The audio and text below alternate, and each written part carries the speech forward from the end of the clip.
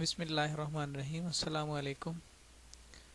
Asad IT academy के platform पर मैं मोहम्मद शाहिद आपसे मुखातिब हूँ। हमारा एक कोर्स चल रहा है C++ बिगनर्स ट्यूटोरियल। ये उसी सिलसिले की चौथी वीडियो है। पिछली 3 वीडियोस में हम लोग कुछ चीज़ें डिस्कस कर चुके हैं।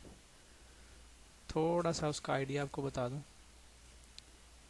पहली वीडियो में हमने जो है वो इसका सी का थोड़ा इंट्रोडक्शन, इसके कंपाइलर को कैसे डाउनलोड करना, इंस्टॉल करना और पहला प्रोग्राम बनाया था। और दूसरी वीडियो के अंदर हमने बेसिक डेटा टाइप्स पढ़ी थी, वेरिएबल्स को कैसे डिक्लेयर करना, अरिथमेटिक ऑपरेटर्स और कुछ सैम्पल प्रोग्राम्स बनाए थे। तीसरी वीडियो के अंदर हमने अरिथमेटिक ऑपरेटर्स जो हैं उनकी प्रेसिडेंस को डिस्कस किया था। मॉडुलस ऑपरेटर या रिमाइंडर ऑपरेटर, उसके बारे में थोड़ी डिस्कशन की थी और कुछ सैम्पल प्रोग्राम बनाए थे। तो आज के सेशन में हम लोग सिलेक्शन स्ट्रक्चर पे बात करेंगे। If statement, simple if statement के बारे में बात करेंगे और उसके बाद जो है वो इफ़ एल्स और नेस्टेड इफ़, ये इंशाल्लाह नेक्स्ट सेशन में चलेंगे। तो C++ के अंदर जो सिलेक्शन स्ट्रक्चर हैं उसमें इफ़ है, नेस्टेड इफ़ है, फिर उसके बाद आगे स्विच है और भी लूप्स भी हैं, काफ़ी सारी चीज़ें हैं। लेकिन हम लोग जो है हम आज का जो सेशन है इसमें हम पढ़ेंगे इफ़ स्टेटमेंट। इफ़ स्टेटमेंट बड़ी इंपॉर्टेंट चीज़ है। इससे हम रियल लाइफ में बहुत सारे इश्यूज जो हैं वो उसको सॉल्व कर सकते हैं। मिसाल के तौर पर अगर आप कंपाइलर में देखें, यहाँ हम कुछ प्रोग्राम बनाते हैं इफ़ का मतलब क्या है? अगर इफ़ के बाद हमको कंडीशन देंगे, अगर कंडीशन ट्रू होगी तो वो काम होगा, अगर वो कंडीशन ट्रू नहीं होगी तो वो काम नहीं होगा। यहाँ पर हम एक सैम्पल प्रोग्राम बनाते हैं, नई सोर्स फाइल खोलते हैं। आज मैंने कंपाइलर में जो टेक्स्ट का साइज़ है थोड़ा इंक्रीज़ किया है ताकि इसकी विजिबिलिटी जो है वो ज़रा थोड़ी अच्छी हो जाए। तो हम अपनी सहूलत के लिए पहले से जो बनी हुई फाइल्स हैं उनमें से किसी को ओपन कर लेते हैं ताकि वहाँ से हम टाइपिंग से बच सकें। तो ये वाली चीज़ें हम कॉपी करते हैं, इसको यहाँ पेस्ट कर लेते हैं और आप देखें यहाँ पर ये चीज़ें हमने ख़त्म कर दी।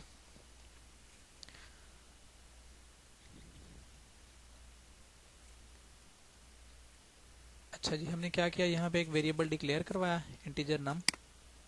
हम चाहते हैं हम यूज़र से इसकी कोई वैल्यू लें।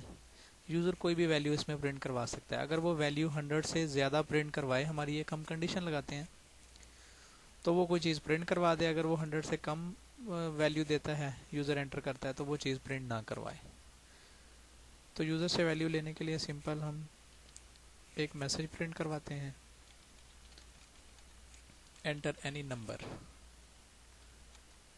तो उस जो वैल्यू होगी उसको हम इस वेरिएबल में रखवा लेते हैं नम के अंदर। फिर यहाँ पर हम इफ़ कंडीशन लगा देते हैं। इफ़ ब्रैकेट में कोई कंडीशन लगानी है, जो नम है वो हो ग्रेटर देन 100। ठीक है।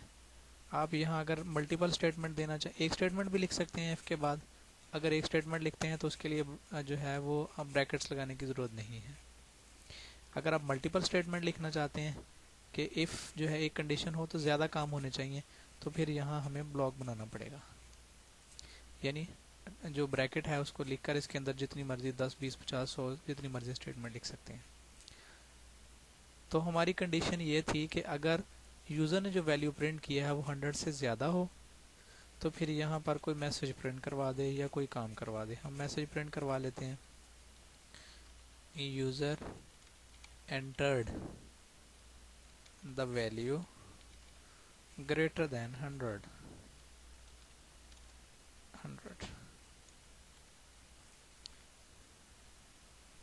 बस इसको सिंपल रखा है मैंने। और कोई और हम एक मैसेज भी साथ प्रिंट करवा देते हैं, have a nice day. Simple. और हम कुछ भी नहीं करवाते। ठीक हो गया। अब ये प्रोग्राम करेगा क्या, इसको हम सेव करते हैं और इसका नाम हम रख लेते हैं असद 4। 4 ऑलरेडी बना हुआ सर, 5 कर लेते हैं। अच्छा, इस आप देखेंगे यहाँ पे क्या लिखा हुआ, if number is greater than 100। तो यूज़र जो भी नंबर जो है वो कीबोर्ड से एंटर करेगा, अगर तो वो नंबर 100 से ज़्यादा होगा, फिर ये वाली कंडीशन ट्रू हो जाएगी। तो इफ़ स्टेटमेंट का ये जो ब्लॉक बनाया है हमने, जिसमें 2 स्टेटमेंट लिखी हैं, ये उस वक़्त एग्जीक्यूट होगा अगर ये वाली कंडीशन ट्रू है। अगर ये वाली कंडीशन ट्रू नहीं है तो फिर ये काम कुछ भी नहीं होगा। ठीक है, यहाँ पर आप अपनी तसल्ली के लिए अगर कोई और मैसेज प्रिंट करवाना चाहें करवा लें, नहीं है तो ना सही। यहाँ पर अब हम क्या करते हैं, इसको कंपाइल और रन करते हैं और इसका आउटपुट देखते हैं। जी, अब देखें हमारी एंटर एनी नंबर वाली जो स्टेटमेंट थी, उससे वो है हमें कह रहा है कि आप कोई नंबर जो है वो एंटर करें। फ़र्ज़ करें हम नंबर एंटर कर देते हैं 150। एंटर किया तो उसने आपको बता दिया user entered the value greater than 100 और साथ में हैव अ नाइस डे का मैसेज भी प्रिंट करवा दिया। ठीक है, और उसके बाद जो है वो नॉर्मल प्रोग्राम आपका टर्मिनेट हो गया, रुक गया है। आप कोई की प्रेस करें तो ये विंडो भी क्लोज हो जाएगी। लेकिन अभी इस प्रोग्राम को हम दोबारा चलाते हैं और यहाँ से हम क्या करेंगे, 100 से कम वैल्यू दे के देखते हैं। लेट्स सपोज हमने दे दी वैल्यू 95। तो आप देखें उसने कुछ भी प्रिंट नहीं करवाया, एज इट इज़। यानी उसने इस सूरत में क्या किया, उसने चेक किया ये कंडीशन ट्रू नहीं है, तो इस जो ब्लॉक है, इफ़ का जो ब्लॉक है, जो इस ब्रैकेट से शुरू होता है और इस ब्रैकेट पे ख़त्म होता है, ये काम नहीं करेगा बिल्कुल भी। और आप इसके बाद में अगर कोई यहाँ पे मैसेज प्रिंट करवाते थे, लेट्स सपोज इफ़ के बाहर सी आउट, यहाँ पे हम कोई वैसे मैसेज प्रिंट करवा देते हैं, प्रोग्रामिंग इज़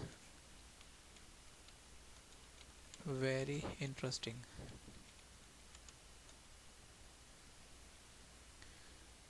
तो ये जो आप देखें, थोड़ा गौर करेंगे तो ये जो स्टेटमेंट है ये इफ़ के ब्लॉक से बाहर है।